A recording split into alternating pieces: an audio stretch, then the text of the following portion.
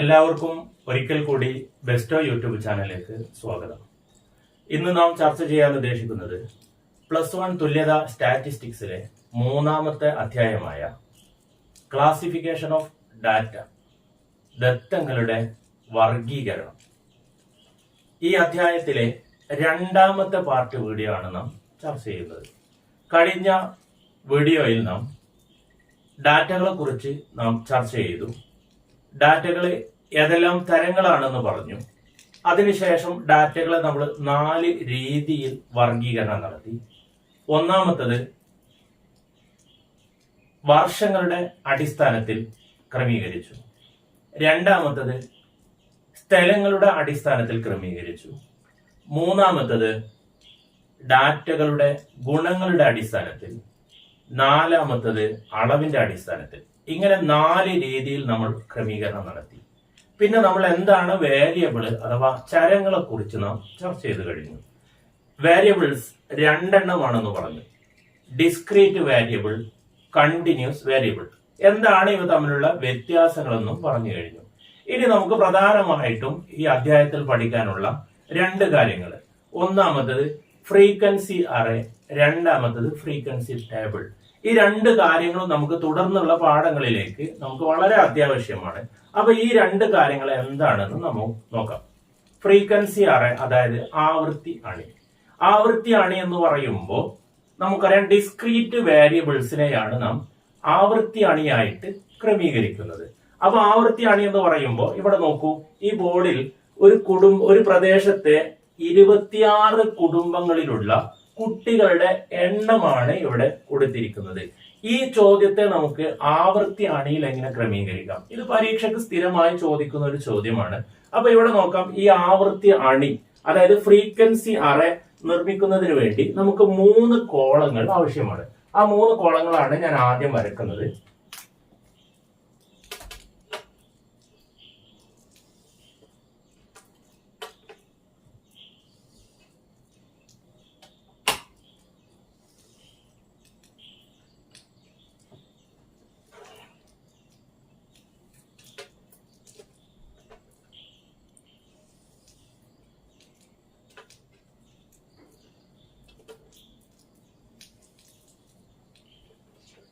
മൂന്ന് കോളങ്ങളാണ് നമുക്ക് ആവശ്യമുള്ളത്.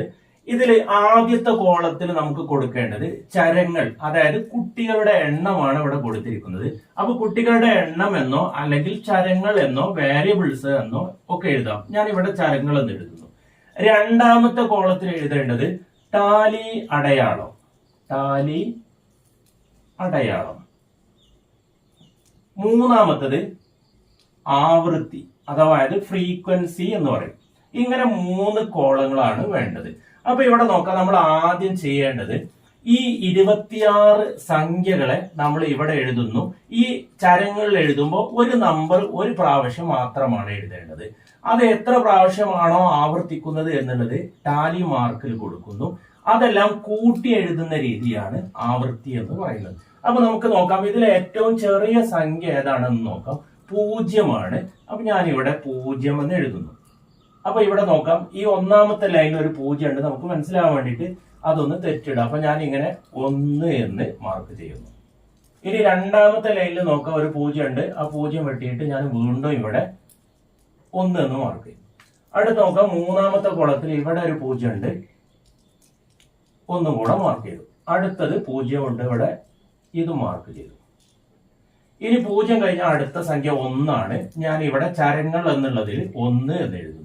ഇനി നോക്കാം, ഇവിടെ 1, ഇവിടെ 1 മാർക്ക് ചെയ്യുന്നു. വീണ്ടും ഒരു 1 ഉണ്ട്, 1 മാർക്ക് ചെയ്യുന്നു. അടുത്തത് 1.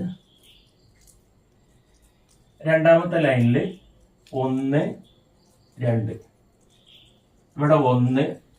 ഇനി 5ാമത്തെ സംഖ്യ വരുമ്പോൾ ഇവിടെ ഇങ്ങനെ ക്രോസ് ആയിട്ടാണ് വരയ്ക്കേണ്ടത്.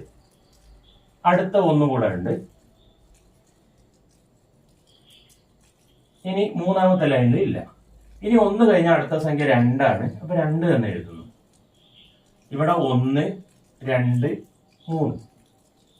1, 2, 3. അടുത്ത ലൈനിൽ 1, 2, 1, 2. വീണ്ടും 1 2 1 2. ഇവിടെ വീണ്ടും 2 നമ്പർ ഉണ്ട്. ഇനി നമുക്ക് 3 അടയാളപ്പെടുത്താം. അപ്പൊ ആദ്യം നമുക്ക് ഇവിടെ 3 എന്ന് എഴുതാം. 3 ഒരു പ്രാവശ്യം, വീണ്ടും 3,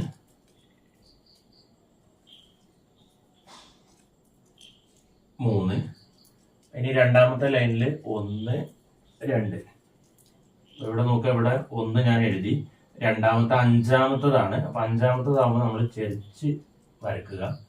അപ്പൊ 3 എന്ന നമ്പർ കഴിഞ്ഞു. ഇനി നമുക്ക് 4 ആണുള്ളത്.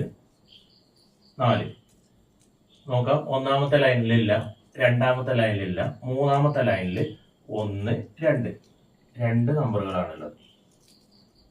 ഇനി ഇവിടെ നോക്കാം, നമുക്ക് ഇത് കൂട്ടി എഴുതുക, അതാണ് ആവൃത്തി. അപ്പൊ 0 എന്നുള്ളത് 4 പ്രാവശ്യം.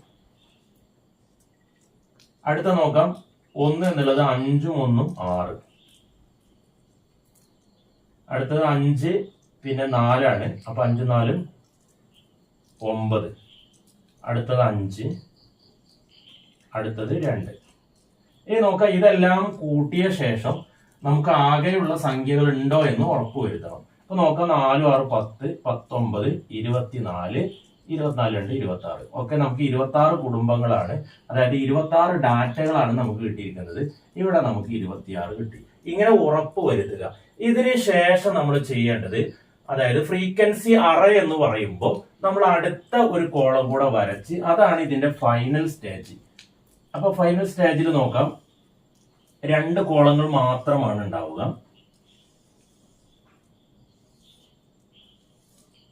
ഒന്നാമത്തെ കോളത്തിൽ ചരങ്ങള്, രണ്ടാമത്തെ കോളത്തിൽ ആവൃത്തി. നോക്കാം, ഇതിലുള്ള നമ്പറുകൾ നമുക്ക് എഴുതാം. 0 1 2 3 4. ആവൃത്തിയിൽ എഴുതേണ്ടത് 4 6 9 5 2. ഇതോടുകൂടി ആവൃത്തി അണി, അതായത് ഫ്രീക്വൻസി അറേ എങ്ങനെയാണ് രൂപീകരിക്കേണ്ടതെന്ന് കഴിയുന്നു. അപ്പൊ ഇവിടെ നമ്മൾ ഫ്രീക്വൻസി അറേ, അതായത് ആവൃത്തി അണി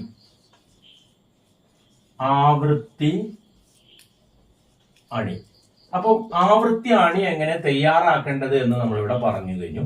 അതായത് ഇവിടെ ഡിസ്ക്രീറ്റ് വാല്യൂ തരും. ഈ ഡിസ്ക്രീറ്റ് വാല്യൂവിനെ ഇങ്ങനെ 3 കോളങ്ങളിൽ നമ്മൾ ക്രമീകരിക്കും. ആദ്യത്തെ കോളത്തിൽ ചരങ്ങള്, രണ്ടാമത്തേൽ ടാലി അടയാളം, മൂന്നാമത്തേൽ ആവൃത്തി. ഇതിൽ നിന്ന് മാറ്റി അവസാനമായിട്ട് നമ്മളിങ്ങനെ 2 കോളങ്ങൾ വരച്ച് ചരങ്ങളും ആവൃത്തിയുമായി എഴുതണം. ഇതിനെയാണ് നമ്മൾ ഫ്രീക്വൻസി അറേ, അതായത് ആവൃത്തി അണി എന്ന് പറയുന്നത്. അപ്പൊ ഇവിടെ ശ്രദ്ധിക്കേണ്ട ഒരു കാര്യം, ടാലി അടയാളം, അതായത് ടാലി മാർക്ക്, ഇത് 4 ഇങ്ങനെ കഴിഞ്ഞ് 5ാമത്തത് വരുമ്പോൾ ഇങ്ങനെ ക്രോസ് ആയിട്ട് ചെരിച്ച് വരക്കേണ്ടതാണ്. ഇത്രയും മാത്രമാണ് ഇതിൽ ശ്രദ്ധിക്കേണ്ടത്. ഇനി നമുക്ക് ഇതിൽ വളരെ പ്രധാനപ്പെട്ട ഫ്രീക്വൻസി ടേബിൾ, ആവൃത്തി പട്ടിക, അതെങ്ങനെയാണ് തയ്യാറാക്കുന്നതെന്ന് നോക്കാം. ഇനി ഡാറ്റകളെ വർഗീകരിക്കുന്നതിന്റെ രണ്ടാമത്തെ രൂപമാണ് ഫ്രീക്വൻസി ഡിസ്ട്രിബ്യൂഷൻ, അതായത് ആവൃത്തി വിതരണം. ഈ ആവൃത്തി വിതരണം എങ്ങനെയാണ് എന്നും അതുമായി ബന്ധപ്പെട്ട വളരെ പ്രധാനപ്പെട്ട കാര്യങ്ങൾ ഏതൊക്കെയാണെന്നും നമുക്ക് നോക്കാം. അപ്പൊ ആദ്യം നമുക്ക് ഈ ബോർഡിൽ ഒരു പട്ടിക കാണാം. ഇങ്ങനെ ക്രമീകരിക്കുന്ന രീതിക്കാണ് നമ്മൾ ആവൃത്തി വിതരണം എന്ന് പറയുന്നത്, അതായത് ഫ്രീക്വൻസി ഡിസ്ട്രിബ്യൂഷൻ. ഫ്രീക്വൻസി ഡിസ്ട്രിബ്യൂഷൻ 2 രീതികളുണ്ട്. ഒന്നാമത്തത് എക്സ്ക്ലൂസീവ് രീതി, രണ്ടാമത്തത് ഇൻക്ലൂസീവ്. അപ്പൊ എന്താണ് എക്സ്ക്ലൂസീവ്, എന്താണ് ഇൻക്ലൂസീവ് എന്ന് പറയുന്നതിന് മുമ്പ് നമുക്ക് ഈ പട്ടികയുമായി ബന്ധപ്പെട്ട കുറച്ച് കാര്യങ്ങൾ നമുക്ക് നോക്കാം. ഇവിടെ നോക്കാം, 10 20 എന്നുള്ളത് ഒരു ക്ലാസ് എന്നാണ് നമ്മൾ അറിയപ്പെടുന്നത്. അതുപോലെ 20 മുതൽ 30 വരെ എന്ന് പറയുന്നത് മറ്റൊരു ക്ലാസ്, 30 മുതൽ 40 വരെ എന്ന് പറയുന്നത് മറ്റൊരു ക്ലാസ്, 40 മുതൽ 50 വരെ എന്ന് പറയുന്നത് മറ്റൊരു ക്ലാസ്. അപ്പൊ ആദ്യം നമ്മൾ മനസ്സിലാക്കേണ്ടത്, ഈ മാർക്ക് എന്നുള്ള ഈ കോളത്തിലുള്ള ഇങ്ങനെ 2 സംഖ്യകൾ എഴുതുമ്പോൾ ഇതിനെ നമ്മൾ ക്ലാസ് എന്നാണ് പറയുന്നത്. ക്ലാസ്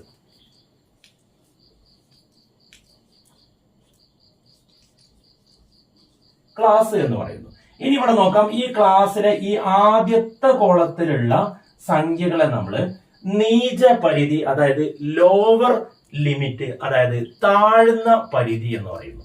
നീച സീമ എന്ന് പറയാറുണ്ട്, താഴ്ന്ന പരിധി എന്ന് പറയാറുണ്ട്, ലോവർ ലിമിറ്റ്. അപ്പൊ ഈ ക്ലാസ്സിലെ ഈ ഇടതുവശത്ത് കാണുന്ന അല്ലെങ്കിൽ ചെറിയ സംഖ്യയെ നമ്മൾ താഴ്ന്ന പരിധി എന്ന് പറയുന്നു. താഴ്ന്ന പരിധി, താഴ്ന്ന പരിധി, ലോവർ ലിമിറ്റ് എന്ന് പറയും. ഇനി ഈ ക്ലാസ്സിലെ ഈ ഭാഗത്ത് കാണുന്ന രണ്ടാമത്തെ അല്ലെങ്കിൽ വലിയ സംഖ്യയെ നമ്മൾ ഉയർന്ന പരിധി, ഉയർന്ന പരിധി അതായത് അപ്പർ ലിമിറ്റ് എന്ന് പറയും. Upper limit.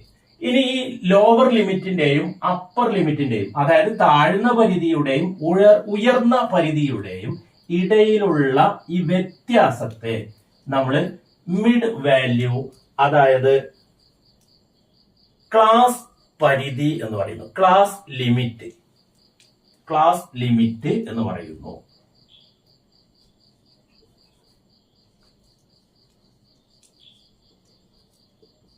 ക്ലാസ് ലിമിറ്റ് അതായത് ക്ലാസ് പരിധി. ഇത്രയും കാര്യങ്ങളാണ് ഇവിടെ ശ്രദ്ധിക്കേണ്ടത്. അപ്പൊ ആദ്യം നോക്കാം. ഈ പെട്ടിക്കോളത്ത് കാണുന്ന ഈ രണ്ട് സംഖ്യ ഉൾപ്പെടുന്നത് ക്ലാസ് എന്ന് പറയുന്നു. ഈ ക്ലാസ്സിലെ ആദ്യത്തെ നമ്പറിനെ താഴ്ന്ന പരിധി എന്ന് പറയുന്നു. രണ്ടാമത്തെ കോളത്തിലുള്ള സംഖ്യയെ ഉയർന്ന പരിധി എന്ന് പറയുന്നു. ഈ രണ്ട് ക്ലാസുകൾക്കിടയിലുള്ള വ്യത്യാസത്തെ നമ്മൾ ക്ലാസ് ലിമിറ്റ് അതായത് ക്ലാസ് പരിധി എന്ന് പറയുന്നു. ഇനി നമുക്ക് ഇതുമായി ബന്ധപ്പെട്ട മറ്റു കാര്യങ്ങളാണ് എക്സ്ക്ലൂസീവ് രീതിയും ഇൻക്ലൂസീവ് രീതിയും. എക്സ്ക്ലൂസീവ് രീതി, ഇൻക്ലൂസീവ് രീതി. അതിനു മുമ്പായിട്ട് നമ്മൾ ശ്രദ്ധിക്കേണ്ട ഒരു കാര്യം, ഈ ഡാറ്റകളെ നമ്മൾ ക്രമീകരിക്കുമ്പോൾ ഇവിടെ നോക്കാം. ഇവിടെ 10 മുതൽ 19 വരെ ഉള്ള സംഖ്യകളാണ് ഇതിൽ ചേർക്കേണ്ടത്. ഇവിടെയും കാണാം 20, ഇവിടെയും കാണാം 20. അപ്പൊ 20 എന്ന സംഖ്യ ചേർക്കേണ്ടത് ഈ രണ്ടാമത്തെ കോളത്തിലാണ്. അപ്പൊ ഇനി 30 എന്ന സംഖ്യ എവിടെയാണ് ചേർക്കേണ്ടത്? ഈ കോളത്തിലാണ് ചേർക്കേണ്ടത്. അതുപോലെ 40 എന്ന് പറയുന്ന സംഖ്യ ചേർക്കേണ്ടത് ഇതിലാണ്. അപ്പൊ ഇവിടെ ശ്രദ്ധിക്കേണ്ടത് ഈ അപ്പർ ലിമിറ്റിലുള്ള സംഖ്യയിലെ അല്ല ചേർക്കേണ്ടത്, ലോവർ ലിമിറ്റിലെ സംഖ്യയാണ് പരിഗണിക്കേണ്ടത്. ഒന്നും കൂടെ ശ്രദ്ധിക്കുക. 10, 20 എന്ന ക്ലാസ്സിൽ 19 വരെയുള്ള സംഖ്യകളാണ് ചേർക്കുക. 20, 30 വരെയുള്ള സംഖ്യയിൽ 29 വരെയുള്ള സംഖ്യയാണ് ചേർക്കുക. 30 ഇതിൽ ഉൾപ്പെടില്ല. 30 അടുത്ത ക്ലാസ്സിലാണ് ഉൾപ്പെടുക. അപ്പൊ ഇത് പ്രത്യേകം ശ്രദ്ധിക്കേണ്ട ഒരു കാര്യമാണ്. ഇനി നമ്മൾ ഫ്രീക്വൻസി ഡിസ്ട്രിബ്യൂഷൻ തയ്യാറാക്കുമ്പോൾ ആദ്യം നമ്മൾ ശ്രദ്ധിക്കേണ്ട കാര്യം എന്ന് പറയുന്നത്, ആദ്യം ഈ ക്ലാസ് പരിധി നിശ്ചയിക്കണം. ക്ലാസ് പരിധി അതായത് 10 മുതൽ 20 വരെ, 20 മുതൽ 30 വരെ, ഇങ്ങനെയുള്ള ഒരു പരിധി. അല്ലെങ്കിൽ 0 മുതൽ 25 വരെ, 25 മുതൽ 50 വരെ, ഇങ്ങനെയുള്ള ഒരു ക്രമീകരണം. അല്ലെങ്കിൽ 0 മുതൽ 100 വരെ, 100 മുതൽ 200 വരെ, ഇങ്ങനെ ക്രമീകരിക്കേണ്ടത് അത്യാവശ്യമാണ്. അപ്പൊ ഇവിടെ നോക്കേണ്ടത് ചോദ്യത്തിൽ തരുന്ന സംഖ്യകളുടെ വലുപ്പവും ചെറുപ്പവും അനുസരിച്ചാണ് നമ്മൾ ഇങ്ങനെ ക്ലാസ്സുകൾ ക്രമീകരിക്കേണ്ടത്. ക്ലാസ് ക്രമീകരിച്ച ശേഷം ക്ലാസ് പരിധി നിശ്ചയിക്കണം. അതുപോലെ തന്നെ ഇങ്ങനെയുള്ള രണ്ട് രീതികളുണ്ട്. ഒന്ന് എക്സ്ക്ലൂസീവ് രീതി, രണ്ടാമത്തത് ഇൻക്ലൂസീവ് രീതി. അപ്പൊ എക്സ്ക്ലൂസീവ് എന്ന് പറയുമ്പോൾ ഒന്നാമത്തെ ക്ലാസ്സിലെ അപ്പർ ലിമിറ്റും രണ്ടാമത്തെ ക്ലാസ്സിലെ ലോവർ ലിമിറ്റും തുല്യമാണെങ്കിൽ, അതായത് ഇവിടെ നോക്കൂ, ഇവിടെ 20 ആണ്, ഇവിടെ 20 ആണ്. അതുപോലെ ഇവിടെ 30 ആണ്, ഇവിടെ 30, ഇവിടെ 40, ഇവിടെ 40. ഇങ്ങനെയുള്ള രീതിക്ക് പറയുന്ന പേരാണ് എക്സ്ക്ലൂസീവ് രീതി. അപ്പൊ ഇനി എന്താണ് ഇൻക്ലൂസീവ് രീതി? ഇൻക്ലൂസീവ് രീതി എന്ന് പറയുമ്പോൾ ഒന്നാമത്തെ ക്ലാസ്സിലെ അപ്പർ ലിമിറ്റും രണ്ടാമത്തെ ക്ലാസ്സിലെ ലോവർ ലിമിറ്റും, അതായത് ഉയർന്ന പരിധിയും താഴ്ന്ന പരിധിയും വ്യത്യസ്തമാണെങ്കിൽ, ഉദാഹരണത്തിന് ഞാൻ ഈ ചോദ്യത്തെ വേറൊരു രീതിയിൽ ക്രമീകരിക്കാം. 10, 19, 20, 29, 30, 39, 40, 49. ഇതിനെ ഇങ്ങനെ എഴുതുന്ന രീതി. ഇവിടെ നോക്കൂ, ഇവിടെ അപ്പർ ലിമിറ്റും ഇവിടെയുള്ള ലോവർ ലിമിറ്റും, അതായത് ഉയർന്ന പരിധിയും താഴ്ന്ന പരിധിയും വ്യത്യസ്തമാണ്. ഇങ്ങനെ ഉണ്ടാകുന്ന വ്യത്യസ്തമായ സംഖ്യകളാണെങ്കിൽ ഈ രീതിക്ക് പറയുന്ന പേരാണ് ഇൻക്ലൂസീവ് രീതി, ഇൻക്ലൂസീവ് മെത്തേഡ് എന്ന് പറയുന്നത്. ഇതിനെ നമ്മൾ എക്സ്ക്ലൂസീവ് എന്ന് പറയുന്നു, ഇതിനെ നമ്മൾ ഇൻക്ലൂസീവ് എന്ന് പറയുന്നു. അപ്പൊ ഇൻക്ലൂസീവ് രീതിയുടെ ഏറ്റവും ഏറ്റവും വലിയ പോരായ്മ എന്ന് പറയുന്നത് ഇത് ഡാറ്റകളുടെ തുടർച്ചയില്ല എന്നുള്ളതാണ്. കാരണം ഇവിടെ 10 മുതൽ 19 വരെയാണ്, അടുത്ത സംഖ്യ 20 മുതൽ 29 വരെയാണ്. അപ്പൊ ഇവിടെ നമ്മൾ കണക്ക് ചെയ്യുമ്പോൾ നമുക്ക് ഏറ്റവും പ്രധാനപ്പെട്ട ഒരു പ്രയാസം എന്ന് പറയുന്നത് 19.5 അല്ലെങ്കിൽ 19.1, 19.9 ഇങ്ങനെയുള്ള സംഖ്യകളൊക്കെ നമ്മൾ ഇതിലാണോ അടയാളപ്പെടുത്തേണ്ടത്? അപ്പൊ നമുക്കൊരു സംശയമായി. അപ്പൊ ഇത്തരത്തിലുള്ള ഇൻക്ലൂസീവ് രീതികളെ നമുക്ക് കണക്കുകൾക്ക്, അതായത് തുടർ ക്രിയകൾക്ക് നമുക്ക് ഉപയോഗിക്കാൻ കഴിയില്ല. അപ്പൊ ഇത്തരത്തിലുള്ള ഇൻക്ലൂസീവ് രീതികളെ നമ്മൾ എക്സ്ക്ലൂസീവിലേക്ക് മാറ്റേണ്ടതുണ്ട്. അതാണ് അടുത്ത സ്റ്റെപ്പ് നമ്മൾ മനസ്സിലാക്കേണ്ടത്.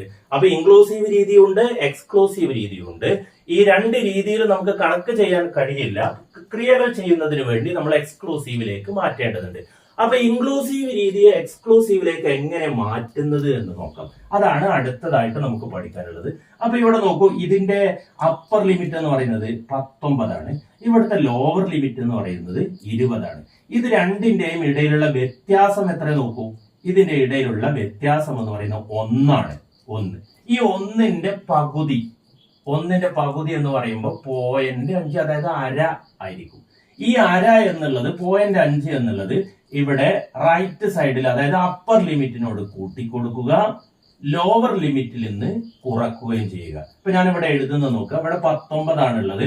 അപ്പൊ നമ്മൾ ഇത് അപ്പർ ലിമിറ്റ് ആക്കാൻ വേണ്ടി, എക്സ്ക്ലൂസീവ് രീതിയിലേക്ക് മാറ്റാൻ അപ്പർ ലിമിറ്റിനോട് 5 കൂട്ട 0.5, അപ്പൊ 19.5. ഇവിടെ വരും 29.5, ഇവിടെ 39.5, ഇവിടെ 49.5, ഇവിടെ 0.5 കുറക്കുകയും ചെയ്യും. അപ്പൊ 10ൽ നിന്ന് 0.5 കുറച്ചാല് 9.5, ഇവിടെയും കുറക്കുക.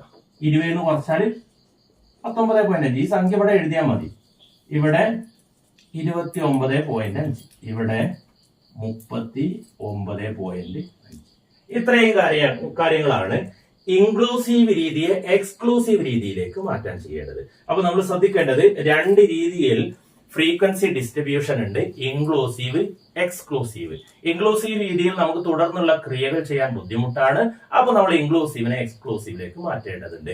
എക്സ്ക്ലൂസീവിൽ ശ്രദ്ധിക്കേണ്ട മറ്റൊരു കാര്യം എന്ന് പറയുന്നത്, അപ്പർ ലിമിറ്റിലുള്ള സംഖ്യ ഇതിൽ ഉൾപ്പെടുകയില്ല.